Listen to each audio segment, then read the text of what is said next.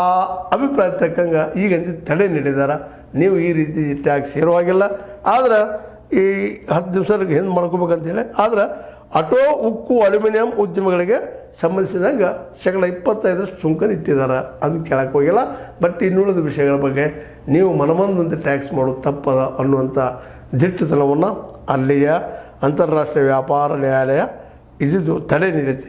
ವಾಷಿಂಗ್ಟನ್ದೊಳಗೆ ಇದ್ದಂಥ ಈ ನ್ಯಾಯಾಲಯ ಅಂದರೆ ಒಟ್ಟಾರೆಯಾಗಿ ಅಲ್ಲೂ ಸಹಿತ ಟ್ರಂಪ್ ಅವ್ರನ್ನ ಕೇಳೋರು ಒಂದಿಷ್ಟು ಇದ್ದಾರೆ ಅನ್ನೋದು ಸಮಾಧಾನ ನಮಗೆ. ಬಟ್ ಈ ನಿರ್ಧಾರದ ರದ್ದಾಗ್ಯದ ತುರ್ತಕ್ಕಂಥ ಸ್ಟೇ ಕೊಟ್ಟಾರ. ಆ ಸ್ಟೇ ಸುಳಿತದ. ಯಾಕಂದ್ರೆ ಈಗಾಗಲೇ ಅಮೇರಿಕ ಫಸ್ಟ್ ಅನ್ನುವಂಥ ಜನ ಅಲ್ಲೂ ಸಾಕಷ್ಟಿದ್ದಾರೆ. ಮತ್ತು ನ್ಯಾಯಮೂರ್ತಿಗಳು ನಿಮ್ಗೆ ಇದು ಕೆಲಸ ಅಲ್ಲ ಅಂತ ಹೇಳುವಂಥ ಜನನೂ ಅಲ್ಲಿರುವುದರಿಂದಾಗಿ ಎಷ್ಟು ದಿನ ತಡೀತದೆ ಅಂತೇಳಿ. ಯಾಕಂದ್ರೆ ಬ್ರಿಟನ್ ಸರ್ಕಾರವೂ ಈ ದಿಶೆಯಲ್ಲಿ ಒಂದಿಷ್ಟು ಭಯಪಟ್ಟದ. ಇಲ್ಲ ಇದು ಆರಂಭ ಅಂತಗದ್ರೆ ಏನು ನೋಡೋಣ ಅಂತೇಳಿ.